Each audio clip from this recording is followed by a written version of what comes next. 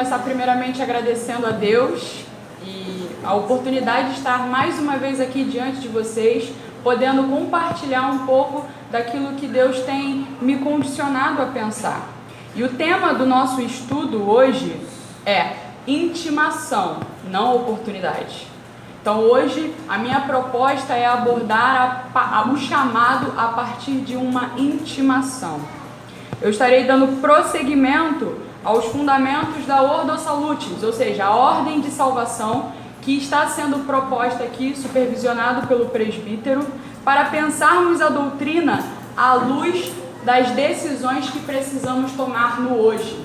Então, toda a ideia de retornar aos fundamentos da doutrina, tais como adoção, tais como chamado e glorificação, como veremos nas próximas aulas, tem por objetivo pensar a doutrina e de que maneira ela deve nos orientar a pensar no hoje.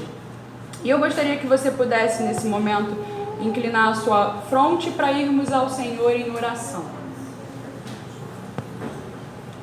Pai, estamos aqui, reunidos em Teu nome, na certeza de que o Senhor quer falar conosco aqui nessa manhã. O nosso coração está disposto a ouvir a Tua palavra. Que aqueles que estão dispersos, Pai, possam ser confrontados com a Tua palavra. Que aqueles que estão angustiados possam ser tranquilizados por Tua palavra. Que em nome de Jesus o Senhor conduza as nossas mentes a pensar em conformidade com a Tua palavra. Não o que queremos, Pai, não com os nossos recursos, mas única e exclusivamente com os Teus recursos. Nos ajude a compreender a Tua palavra, ilumine os nossos olhos, para que possamos enxergar qual é o Teu grande e verdadeiro propósito para as nossas vidas. Nos ajude a entender essa doutrina e a como aplicá-la no hoje. Nós te agradecemos em nome de Jesus. Amém. Bom, eu gostaria de iniciar a nossa aula falando sobre o mito de Sísifo, de Albert Camus. Alguém conhece o mito de Sísifo? Camus era contemporâneo de Sartre. Sartre vocês conhecem, certo? Camus, ele remonta o mito grego a partir de uma reflexão metafórica sobre um homem que carregava uma pedra. O mito de Sísifo, por Camus, e é um livro, é uma obra dele, lá no capítulo 4 você vai encontrar a narrativa desse relato grego. Ele tem por objetivo trabalhar o propósito da vida. E o mito se trata de um homem que carregava uma pedra do sopé da montanha até o cume da montanha. E esse homem, debaixo de um sol escaldante, imprimia esforços para levar aquela pedra pesada até o cume da montanha. Então, todos os dias, aquele homem levava, debaixo do sol, uma pedra pesada até o cume da montanha. Quando ele chegava lá em cima, no cume da montanha, a pedra rolava, então ele tinha que descer novamente, e descendo novamente, ele precisava pegar a pedra, e mais um dia, ele tinha que subir até o cume da montanha para levar aquela pedra, e a sua vida era cíclica por conta disso. Os gregos afirmavam que Sísifo havia sido condenado pelos deuses. Por conta de sua rebeldia e desobediência, Sísifo foi condenado a uma vida sem sentido, a uma vida de carregar uma pedra do sopé da montanha até o cume da montanha, ausente de sentido. Sísifo, ele executa a sua tarefa diária, mesmo reconhecendo de que aquilo não tem sentido algum. E Camus, no século XX, ele recupera essa metáfora para chamar a atenção de como os homens conseguem viver suas vidas dia após dia sem refletir o sentido, o propósito para o qual foram chamados. Pode parecer tola a ideia de um homem que carrega um peso todos os dias e ele faz isso ciclicamente, mas essa pode ser a nossa condição. De enxergar, assim como os gregos, isso como um castigo dos deuses, ou melhor, como um castigo de Deus. As nossas atividades, aquilo que nós desempenhamos como funções, não podem ser vistas como um mero castigo de Deus. Elas precisam ser entendidas como um privilégio. Mas para entendermos esse privilégio, precisamos saber qual é o propósito de fazermos o que fazemos. Ponderar sobre essas questões precisa nos fazer refletir sobre como temos imprimido os nossos esforços em cada tarefa diária que nós temos realizado. Então, existe um chamado? Existe um motivo pelo qual fomos chamados? Se fomos chamados para o quê?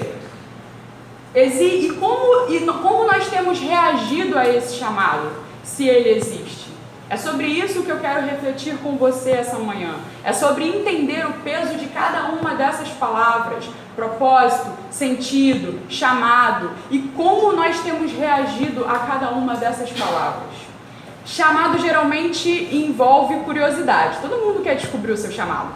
Todo mundo quer entender o que deve fazer na igreja, enquanto vocação pública, e geralmente envolve sim curiosidade. Mas deveria não apenas envolver a curiosidade, mas também deveria envolver um compromisso.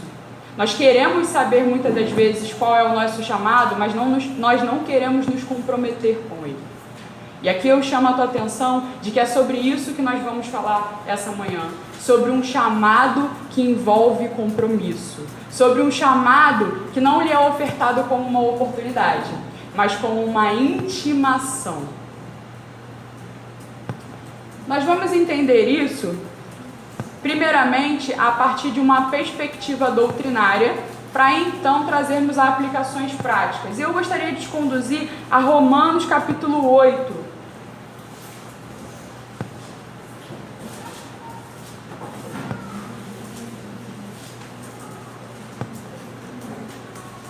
Romanos capítulo 8, o foco do nosso texto vai ser dos versos 28 ao verso 30.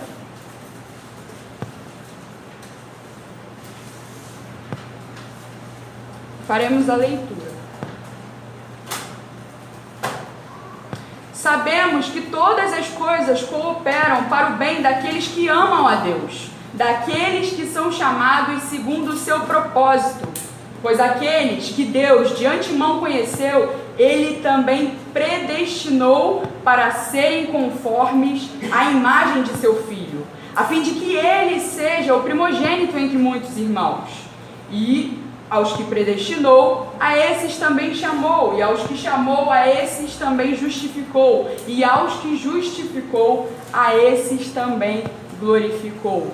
É importante, ao olharmos uma passagem como essa, ou melhor, uma perícope como essa, entender qual é o sentido por detrás de toda aquela conclusão que Paulo chega. Paulo inicia essa perícope que nós lemos com o termo sabemos. Então isso significa que antes dele concluir aquilo que ele estava dizendo, existe uma estrutura de premissas da qual ele faz diversas afirmações. E que estrutura é essa? Paulo fala que por conta das nossas fraquezas, por conta dos nossos pecados, das nossas limitações, somos incapazes de orar a Deus, somos incapazes de nos dirigir a Deus em oração. Por isso, Deus nos enviou o Espírito Santo para que Ele possa interceder por nós, para que Ele possa, na sua fortaleza, naquilo que o próprio Deus proporciona, nos direcionar ao motivo pelo qual oramos e como devemos orar. Então o Espírito Santo, ele intercede por nós, e é importante ressaltar de que toda essa construção de texto, o Espírito Santo está sendo conduzido aqui como um agente, o agente principal para que nós possamos entender os textos que se seguem.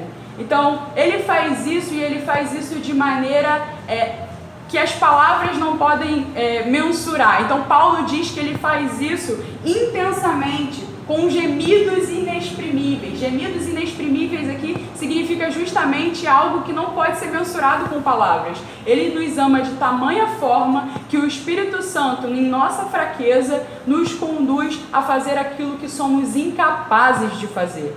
Então o Espírito Santo, naquilo que nós falhamos, nos conduz a Deus e nos leva em oração até o Senhor. essa intercessão do Espírito Santo, ela faz parte do plano de Deus, é algo que Deus planejou durante toda a eternidade e desde toda a eternidade, e o foco aqui é justamente esse, o Espírito Santo e a vontade de Deus.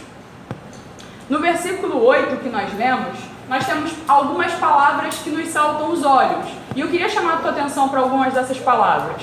É claro que eu não vou tratar esse texto aqui de maneira exaustiva, porque o nosso objetivo é, num primeiro momento, entender o chamado, para então ver de que forma ele se aplica em nossas realidades práticas. Então, nós vamos ver que a primeira palavra aqui que salta aos nossos olhos é de que todas as coisas cooperam para o bem daqueles que amam a Deus. E é importante entender esse bem. É importante entender que uma interpretação meramente gramatical não é capaz de nos trazer a intenção do autor. Olhar para um texto como esse e interpretar apenas com aquilo que está sendo escrito, de maneira literal, gramatical aqui, precisa tomar bastante cuidado. Por quê? Bem aqui não é o bem segundo as nossas compreensões. O bem aqui está fundamentado numa construção que Paulo trabalha durante toda a carta. Então, o que é esse bem? Esse bem é um bem superior. É um bem que não necessariamente resulta em um final feliz. Às vezes nós lemos as Escrituras como se elas fossem uma espécie de livro da qual eu não tenho nenhum tipo de compromisso hermenêutico e eu posso fazer uma leitura completamente desvirtuada da intencionalidade do autor. Não, nós não podemos ler as Escrituras com uma interpretação meramente gramatical. Nós devemos fazer a interpretação gramatical, que é o primeiro contato que nós temos com o texto, a leitura, mas nós devemos entender à luz do contexto o que Paulo está dizendo que é esse bem. E esse bem não significa que tudo será um mar de rosas. Esse bem não significa que tudo o que nós acreditamos e planejamos vai acontecer. Pelo contrário, se nós pudéssemos hoje perguntar a homens como João Batista, Paulo, Jim Elliot, Bonhoeffer, esses homens talvez podem nos trazer o relato de suas vidas que a nossa percepção não tiveram um final feliz. Esses homens, ao longo de suas vidas, exerceram diversas funções para qual foram chamados, mas o desfecho da sua vida não foi necessariamente um final que nós esperávamos e que nós esperamos para as nossas vidas. Ao entendermos que o bem não é sobre os nossos planos, ao entender que o bem não é sobre o como nós enxergamos o bem, nós precisamos entender de que as coisas cooperam sim, para o bem sim, mas não conforme o nosso bem, mas segundo o bem. E que bem é esse que Deus está falando aqui? Ele está falando de um bem superior. Ele está falando de um bem que deve ser entendido como a luz do contexto, como a conformidade à imagem de Jesus Cristo. Então toda a nossa vida, toda a dinâmica da nossa vida, ela não se volta para um desfecho triunfante, um desfecho onde as coisas são reversíveis, um desfecho onde você que estava doente, você é curado, onde você que não tinha recursos, agora tem recursos. Não, esse bem aqui é justamente a conformação à imagem de Deus. Então toda a dinâmica da atuação do Espírito Santo em nossas vidas é, se não uma coisa, senão nos conformar à imagem de Deus. E isso muitas das vezes vai implicar em um plano de Deus que é contrário ao nosso plano. Em uma atuação de Deus que parece estranha a nós. Uma obra estranha, como diria Lutero. Algo que a gente não consegue entender muito bem, mas que no final, ao tapete ter sido montado, né, como nós temos analogias em músicas, nós vamos perceber de que esse bem, ele foi convergente para a imagem de Cristo ser formada em nós. Nós entendemos também de que esse bem, ele começou na eternidade, ele foi planejado desde toda a eternidade, de onde Deus nos conheceu, nos predestinou, no tempo e espaço nos chamou, nos justificou e nos glorificará. E aqui, quando a gente chegar lá no versículo final, eu vou dizer por que Paulo usou um verbo no passado, ao invés de algo que ainda vai acontecer, ele ter colocado no futuro. Então, partindo do texto que nós estamos analisando, nós precisamos entender de que a nossa vida, diferente da vida de Sísifo, ela possui um propósito. E o propósito da nossa vida é ser conformado à imagem de Deus. O Espírito Santo está a todo momento atuando em nossas vidas por meio das provações, por meio das aflições, por meio dos caminhos que muitas das vezes parecem tortuosos para nos conformar à imagem de Deus. A nossa vida possui um propósito. Não estamos carregando pedras para o cume de nada. Estamos caminhando em direção ao alvo. E Deus estabelece o seu alvo e não dá para nós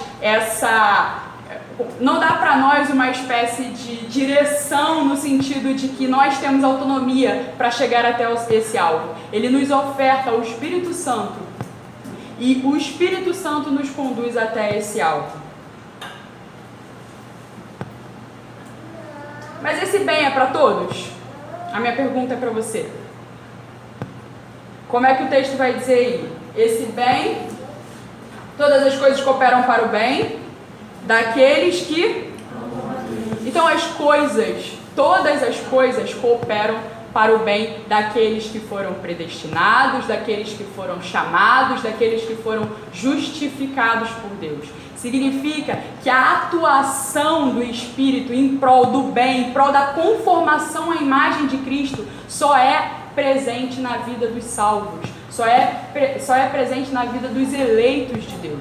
Então nós não devemos nos pautar em circunstâncias do outro, de ímpios, de colegas de trabalho, de colegas de faculdade, como se aquelas circunstâncias, a maneira da qual eles vivem, fosse um grau de comparação para a maneira do qual nós vivemos.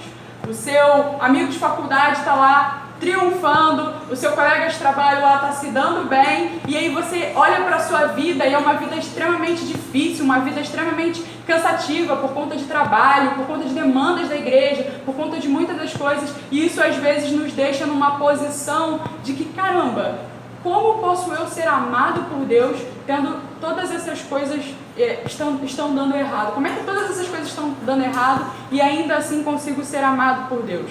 Porque justamente o propósito de Deus não é a realização dos seus sonhos, mas sim conformar a imagem de Cristo. E é aí onde encontra toda a nossa rejeição, e é aí onde encontra toda a nossa dificuldade. Nós geralmente não queremos passar por aquilo que Cristo passou. Nós geralmente não queremos vivenciar o que Cristo vivenciou, e por isso a bondade de Deus nos é estranha. Se Deus amou o seu próprio Filho e o conduziu, e ele mesmo se conduziu até o madeiro e acabou em morte, quiçá Deus não possa fazer com também os seus filhos que ele o ama. Então, ser conformado à imagem de Deus é o maior bem que Deus pode nos fazer. Deus está criando em Cristo, e você vai perceber aí, no versículo 29, Ele está criando em Cristo uma nova humanidade, a partir dessa humanidade caída. Então Deus está criando, a partir dessa humanidade corrompida, uma nova família. E essa nova família, ela possui um irmão mais velho. Essa nova família que Deus está criando possui um primogênito. E aí onde você vai ver no versículo 29, de que Ele nos predestinou, ou seja, Ele aponta para um propósito, a fim de que Ele seja o primogênito entre muitos irmãos. Então Cristo é o nosso irmão mais velho, e Ele inaugura essa nova família para o qual Deus está nos chamando, para o qual Deus nos chamou.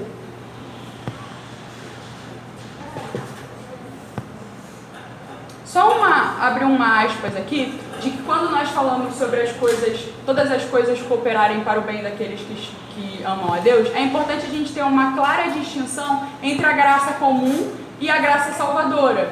Qual a distinção entre essas duas graças? A graça comum significa que Deus opera com bondade com todos os homens. O sol, ele nasce tanto para os injustos quanto para os justos.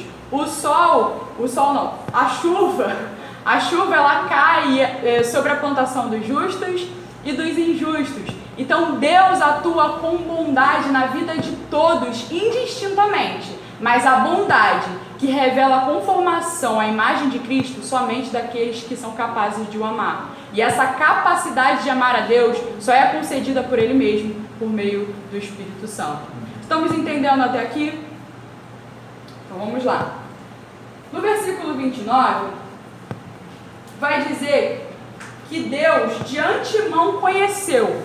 Conheceu quem? Aqueles que o amam e aqueles que foram chamados segundo o seu propósito. Conhecer e escolher. O chamado aqui, que envolve o conhecimento, que envolve a escolha, ele é feito àqueles que foram conhecidos de antemão, ou seja, aqueles que foram conhecidos desde antes da eternidade ou desde a eternidade. Deus escolheu, Deus amou, Deus separou aqueles para o qual Ele queria trabalhar e conformar a imagem de Cristo. Conhecimento aqui, eu quero chamar a tua atenção, não tem a ver com uma ciência prévia dos atos humanos, das atitudes humanas. Deus não viu a forma com que o homem iria se comportar e então predestinou. Não, a predestinação repousa na ideia de que Deus, com seu amor soberano, com a sua sabedoria infinita, escolheu pessoas para si. E essa doutrina é uma doutrina que geralmente causa um desconforto em algumas pessoas. Geralmente as pessoas tendem a atribuir essa doutrina como uma espécie de injustiça da parte de Deus. E eu geralmente acho muito estranho essas pessoas, porque quando elas tratam essa doutrina como uma doutrina injusta, elas dizem que a justiça delas, ou seja, o que elas fariam no lugar de Deus, é muito mais razoável do que aquilo que Deus fez. A Escritura está nos dizendo de que Deus de antemão predestinou, de que Deus de antemão escolheu dentre os homens aqueles que viriam compor essa nova família, cujo o próprio filho seria o irmão mais velho. É estranho pensar em gente que olha para uma doutrina como essa e despreza, ou gente até mesmo que prefere não se posicionar em relação a isso. Não se posicionar, não meditar sobre predestinação, não meditar sobre chamado, é perder parte da riqueza que Deus nos concedeu por meio da sua revelação. Portanto, meu irmão e minha irmã, não despreze a doutrina da predestinação, não despreze a doutrina da soberania de Deus e de como Deus, por ser pessoal, tem vontades, como Deus, por ser pessoal, escolhe e como nós podemos nos perder acreditando que resolveríamos o problema da humanidade de maneira melhor do que Deus. Geralmente, quem diz que Deus é injusto tem um plano melhor e tem um plano muito mais justo do que Deus. Não é mesmo? Aqueles que consideram esse tipo de ordem de Deus, esse tipo de movimento de Deus como sendo algo injusto, precisa dizer que a sua bondade e o seu plano seriam muito melhor do que o de Deus. Eu costumo questionar esse tipo de posicionamento. Falamos sobre o conhecimento. Conhecimento aqui, no Antigo e no Novo Testamento, é mais do que tornar conhecidos os atos futuros. Conhecimento aqui envolve pessoalidade, intimidade. Deus nos conheceu pessoalmente, intimamente, antes de nos haver criado. Deus não é uma espécie de motor imóvel, de primeiro motor, em que é imóvel, que foi dada a sua partida, e agora as coisas vão acontecendo, e Ele não se relaciona com essas coisas. Não, nós cremos num Deus pessoal, nós cremos num Deus que se relaciona, nós cremos num Deus que chama os homens para um relacionamento íntimo, pessoal e um relacionamento que Ele mesmo, desde a eternidade, predestinou. A palavra conhecer é utilizada e muitas das vezes traduzida por escolhi. E eu queria te levar a esse entendimento em diversos textos, tanto do Antigo Testamento quanto do Novo. Vamos abrir em Gênesis capítulo 18?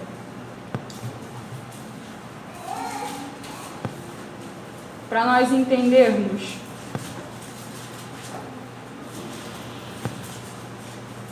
Gênesis 18, verso 19. Nós já, inclusive, já lemos esse capítulo aqui, já estudamos esse capítulo aqui, e é um capítulo que fala sobre Abraão.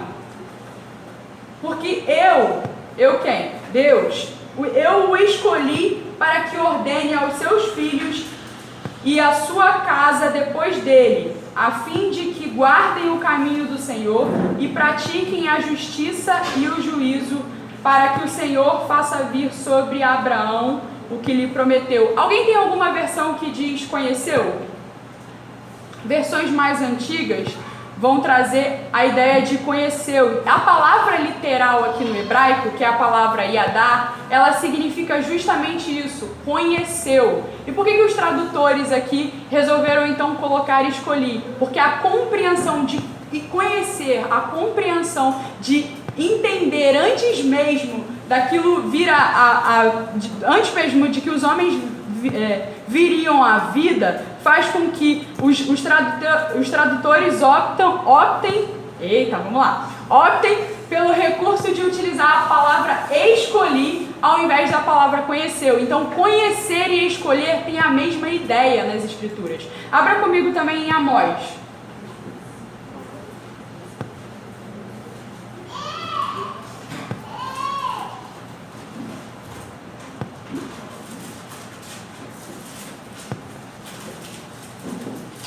Amós 3.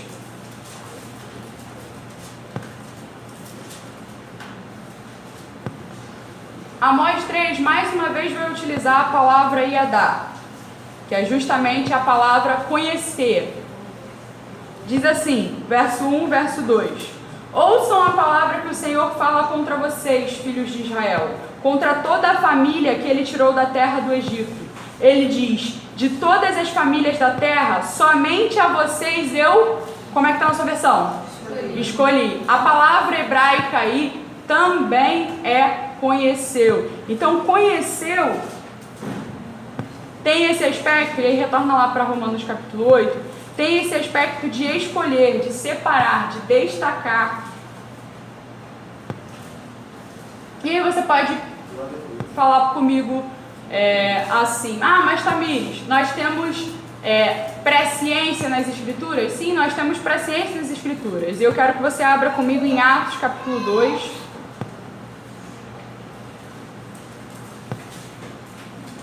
Vamos lá rapidinho. Atos capítulo 2. Atos capítulo 2 não, capítulo 3, versos 1 e 2. Isso.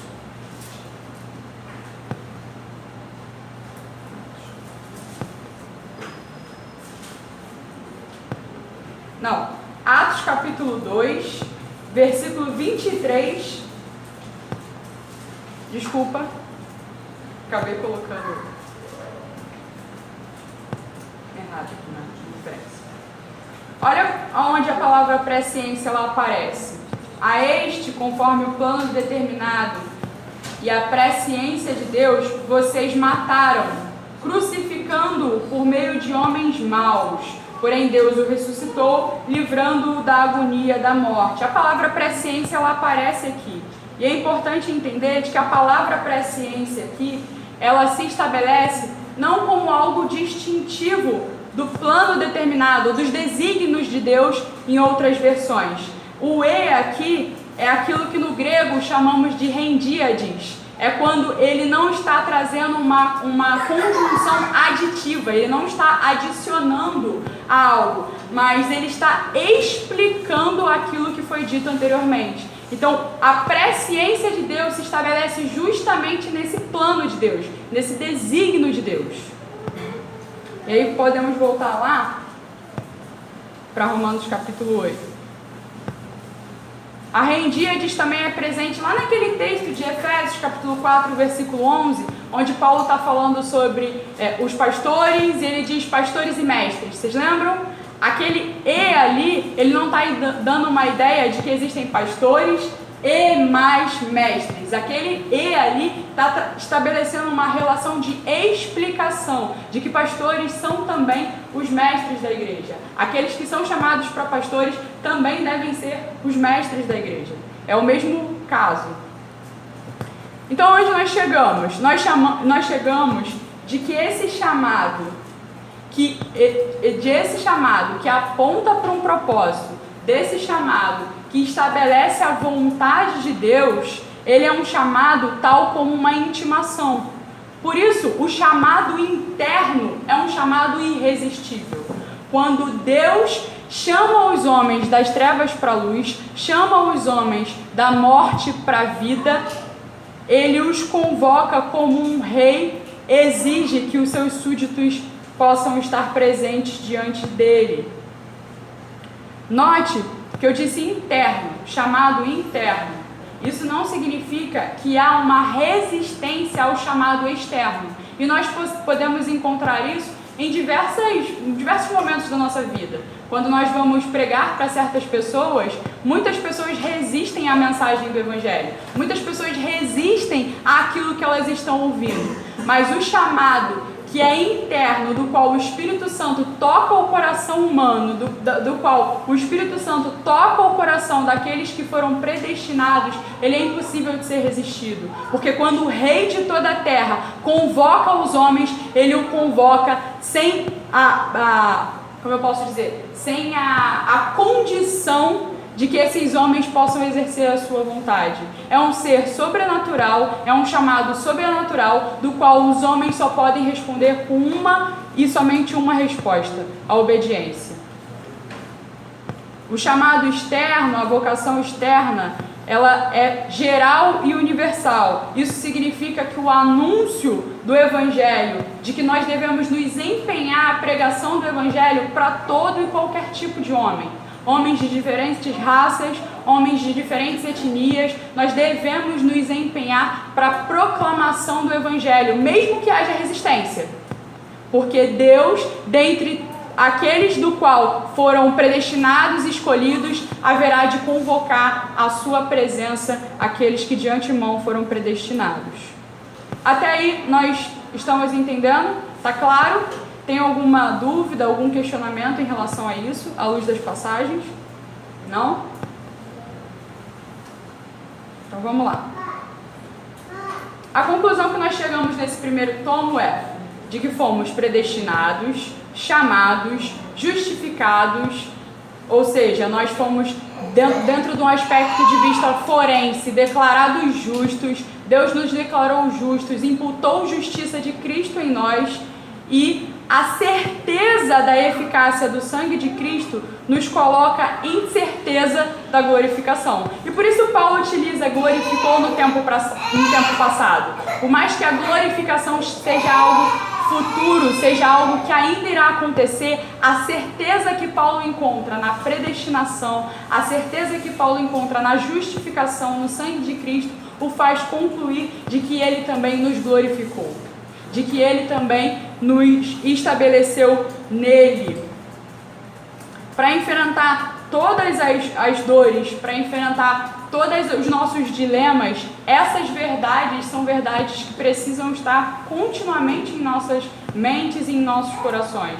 A certeza de que por mais que a gente tenha uma vida estressante, por mais que a gente tenha uma semana de trabalho estressante, nós não estamos ausentes de sentido. Nós temos um destino, nós temos um propósito, nós não estamos andando em ciclos, nós estamos caminhando para o alvo, e esse alvo é o próprio Deus. Mas o que essa doutrina nos traz para as nossas decisões hoje? Além de nos trazer conforto, além de nos trazer uma compreensão acerca do caráter de Deus. Essa doutrina fala acerca de como nós devemos reagir a comportamentos na igreja, a comportamentos na esfera pública? Certamente que sim. É importante entender, primeiramente, de que quando a Escritura fala de chamado, ela utiliza dois termos, ela utiliza dois usos, melhor dizendo. ela fala sobre o chamado da salvação, como nós acabamos de ver, e ela fala sobre o chamado apostólico. O chamado apostólico foi aquele chamado direto, pessoal, em que Cristo convocou aqueles homens para exercer funções primordiais para o benefício da igreja. Então, quando a Escritura fala sobre chamado, ela fala em dois termos: o chamado, a vocação das trevas para a luz, e o chamado apostólico. Mas então, como entender o nosso chamado? Como entender a característica pessoal daquilo que eu devo fazer na igreja, daquilo que eu devo fazer enquanto ser individual e quanto ser diferente daquele que está ao meu lado? Se não existe uma resposta objetiva, como é que eu vou saber por que eu fui chamado? A resposta, ela reside justamente na igreja. A igreja nos aponta aquilo para o qual fomos chamados. E eu queria te conduzir a Êxodo capítulo 3.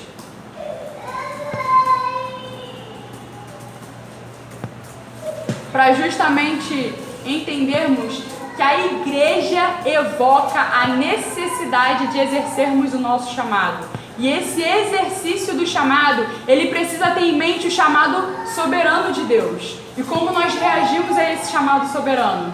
De maneira a não nos ser ofertada uma oportunidade, mas nós reagimos com obediência, porque quem está nos convocando é de fato o Rei e o Senhor de toda a terra. Antes de falarmos desse texto, eu gostaria de falar sobre dons e talentos. E eu não vou me tomar muito tempo falando sobre isso, creio que nós teremos outras oportunidades para falar sobre isso. Mas eu queria fazer uma distinção entre dons e talentos. Às vezes as pessoas computam dons e talentos como se fossem as mesmas coisas, ou como se fossem sinônimos, quando na verdade a Escritura não nos traz um sinônimo entre dons e talentos. Eu queria chamar a tua atenção para isso. Dons significam o seguinte: eles sempre aparecem. Dons significam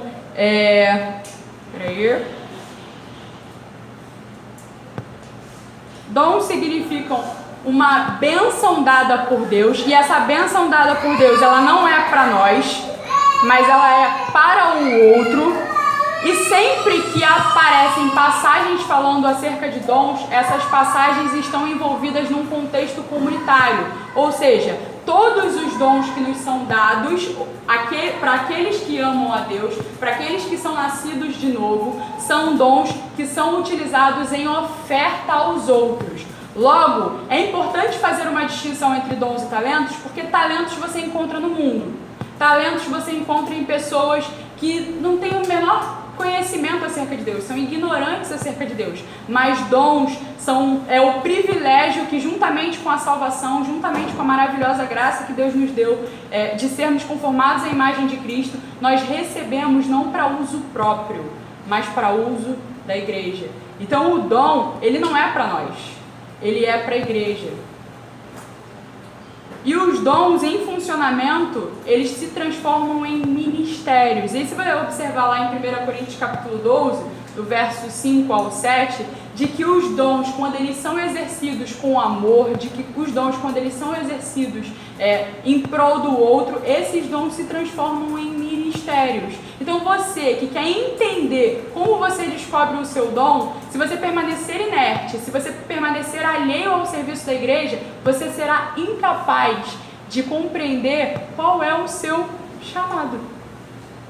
As pessoas querem entender o chamado delas e elas muitas das vezes projetam coisas, mas elas não querem no serviço serem reconhecidas com tais dons. Porque o serviço envolve o compromisso, o serviço envolve uma dedicação, e somente vai ser visualizado os dons daqueles que estão envolvidos com o serviço, daqueles que estão envolvidos com o trabalho. Você que quer saber qual é o seu dom, você precisa estar continuamente servindo os seus irmãos, servindo a igreja, para que a igreja possa reconhecer em você os seus dons. Por isso que quando nós temos lá, falando sobre o ministério pastoral, e nós temos muitos homens aqui que também almejam esse ministério, Paulo vai dizer que boa coisa eles fazem ao almejar esse ministério. É bom, é saudável, é benéfico almejar esse ministério, mas de que maneira eles vão ser reconhecidos para exercer esse ministério? Com a forma com que eles atuam no serviço da igreja. Percebe que todas as características lá não repousam num chamado onde você estava lá no seu quarto e desceu fogo e caiu tudo e agora fui chamado. Não, as características ali são características observáveis, do qual a igreja observa e do qual a igreja aponta. Ele tem dom para isso, ele tem dom para o ensino, ele tem habilidades pastorais, então nós o reconhecemos como pastor, assim como os diáconos, assim como cooperadoras, enfim. Então, esse exercício, e aqui eu queria enfatizar um pouco e pedir para que você pudesse abrir mais uma vez. Eu sei que a gente abriu em Êxodo e vai em 1 Pedro, mas eu acho importante abrir nesse texto de 1 Pedro. 1 Pedro 4:10. E gostaria que você pudesse fazer a leitura aí, alguém que pudesse fazer a leitura.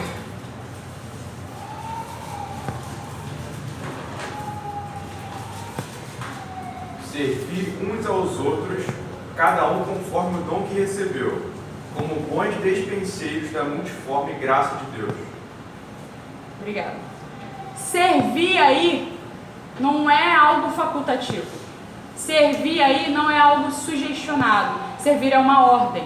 Deus nos intima a servir. E nos intima a servir com as nossas capacidades, com as nossas habilidades e com aquilo que, após o nosso novo nascimento, Ele nos concedeu como bênção. Deus concedeu a cada um de nós aqui, distintivamente, dons. E esses dons precisam ser usados em benefício da igreja. Nós podemos desprezar os nossos dons? Sim. Isso significa que nós não temos dons? Não. Isso significa que nós não estamos atentos a de que forma Deus quer nos usar para o benefício do corpo. Se somos um corpo, cada parte do corpo é importante. Então o seu dom precisa ser exercido para a edificação da sua igreja. E onde você se encontra? Será que você se encontra inerte? Será que você olha para si mesmo e se vê ausente de dons? Mas espera aí, os dons foram uma promessa de Deus. Dons não são frutos do Espírito. E a gente pode fazer uma distinção aqui também. E dons também não são talentos. Dons é uma bênção espiritual de Deus. É um benefício que Deus dá a todos o quanto o amam. A todos o quanto Ele chamou, Ele justificou e Ele em breve glorificará. Como disse, talentos são habilidades naturais, mas não são dons espirituais. Eles podem ser unidos ao dom, mas ele não é propriamente o dom. Talento você encontra no mundo, dom você só encontra em regenerados. Dom você só encontra em eleitos de Deus. Amém? E aí a gente volta em Moisés, capítulo 3. Já entendemos que existe uma intimação, já entendemos que o uso dos nossos dons não é facultativo. E agora, de que forma geralmente nós nos comportamos quando essa intimação nos é feita? E eu queria trazer Moisés, que diante da atuação sobrenatural de Deus, reage se esquivando dessa intimação. Algo muito distante de nós, não? Muito distante daquilo que nós geralmente fazemos. Quando nós recebemos a exposição gloriosa de Deus, como nós vimos aqui um pouco atrás nesse estudo, de que Deus tem um chamado sobrenatural para as nossas vidas, e Moisés vai perceber isso, Moisés vai evidenciar com os próprios olhos isso, de que ele tem um chamado sobrenatural de Deus, e mesmo assim ele vai tentar se esquivar dessa intimação. Olha em Moisés capítulo 3, versículo 1. Vai dizer que ele estava lá, apacentando o rebanho de Jetro, seu sogro, sacerdote de Midian, e levando o rebanho para o lado oeste do deserto, chegou a Horebe, o monte de Deus. Ali, o anjo do Senhor lhe apareceu numa chama de fogo no meio de uma sarça. Então imagina que Moisés aqui, ele está na atividade dele, ele está fazendo aquilo que ele costumava fazer dia após dia. De repente um chamado sobrenatural de Deus é feito a ele. Um anjo, uma teofania de Deus o convoca a observar a sarça que ardentemente pega fogo, mas não se consome. Então ele está diante da gloriosa aparição de Deus aqui, numa figura teofânica, e a esse encontro que ele tem de Deus, Deus se revela a ele como sendo alguém justo, como sendo alguém santo, como sendo alguém que o convoca, o intima para aquilo que ele tem para a vida dele. E aí dá um pulo comigo. Versículo 10, ele vai dizer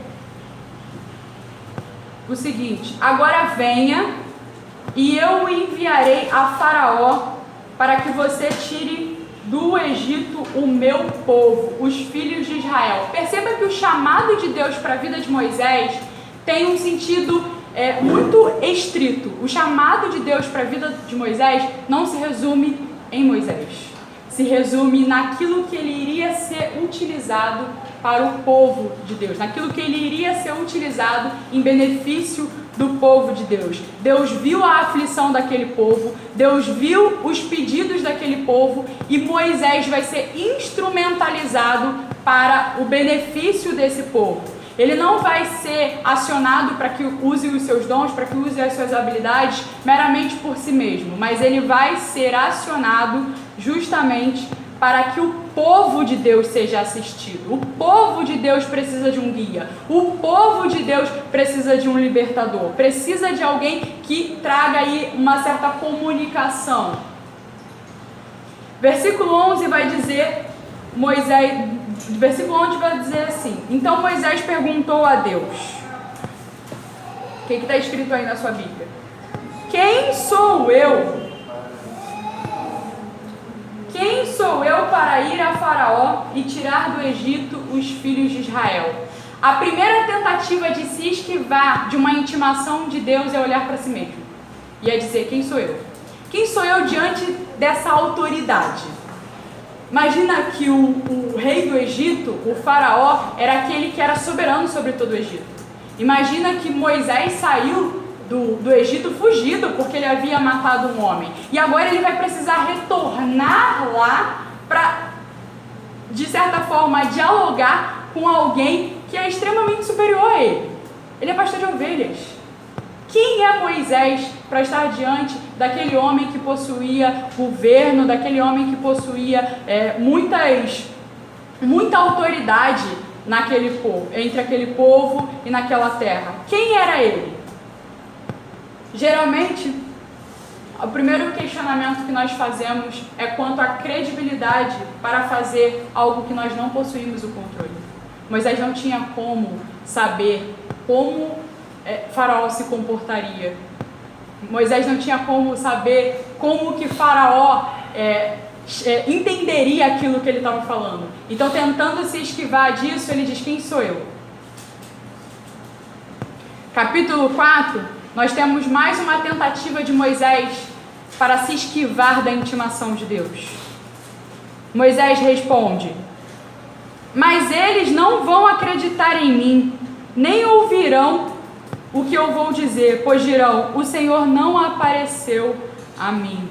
A segunda tentativa de se esquivar aqui por Moisés é dizer, eu não tenho credibilidade, eles não vão acreditar em mim, eles não vão ter fé naquilo que eu estou falando, eles não vão acreditar que eu falei com você.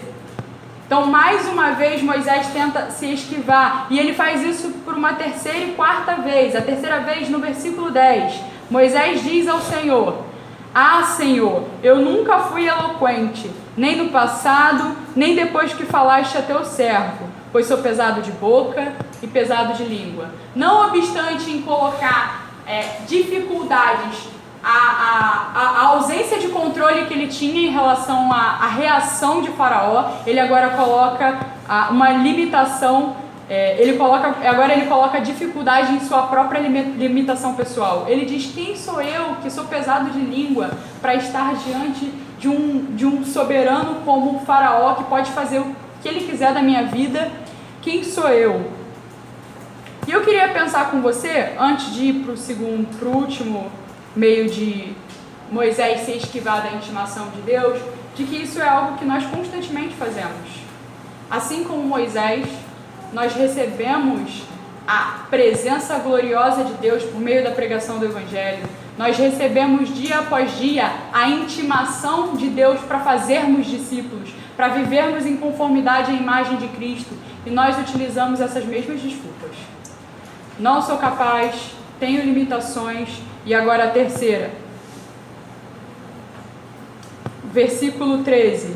Porém Moisés respondeu: Ah, Senhor, envia alguém outro que quiseres enviar, menos a mim. Então, ele se excusa, dizendo quem era ele não vê credibilidade nele mesmo, ele, de certa forma, acredita que as suas limitações vão o impedir, e ele diz: Pai, já tem outros fazendo. Ou então, envia outro, Senhor, envia outro, eu não. Como nós devemos reagir a essa intimação? O versículo 14 traz o relato daquilo que Deus pensa e daquilo que Deus nos estabelece aos resistentes à sua vontade. Olha o versículo 14. Então, a ira do Senhor se acendeu contra Moisés. Só queria ler até aqui. A ira do Senhor se acende contra aqueles que, tendo os seus dons, tendo sido chamados, tendo sido convocados para exercer de acordo com o seu propósito, se esquivam e se recusam.